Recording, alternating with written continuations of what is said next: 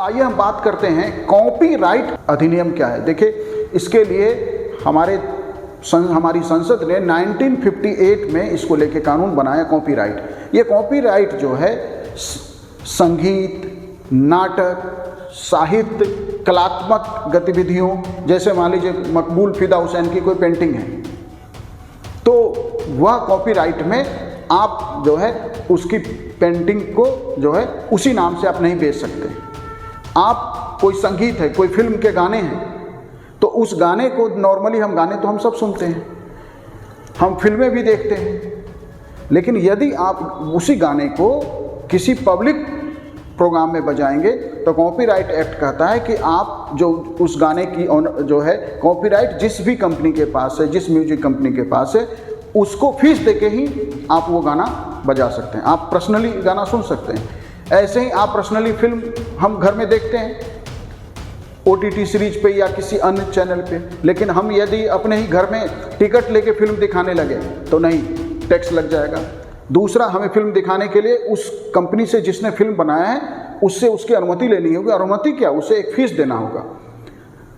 तो ऐसे ही कोई साहित्य है, किसी ने कोई बुक लिखी है, अब वो राइटर का जो मेहनत है, राइटर की जो नई फाइंडिंग्स है या उसकी आइडियोलॉजी है या जो भी उसने अपने पाठकों तक पहुंचाना चाहा है, फिर तो कोई भी उसी किताब को छाप के बेच लेगा।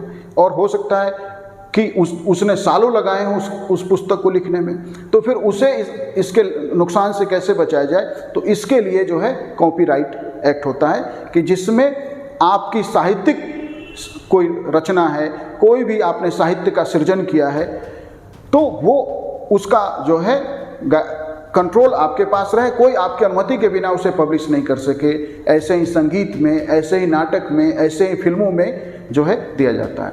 इसे ब्रिटिश संसद ने जो है भारत के लिए 1911 में इसके लिए पहली बार कानून बनाया था और 1914 में 1914 में पहली बार भारत में कॉपीराइट एक्ट लागू हुआ।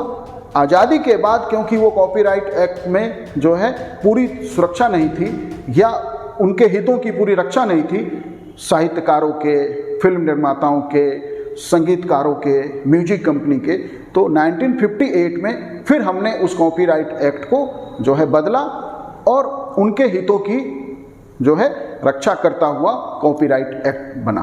तो ये है कॉपीराइट अधिनियम। Thank you.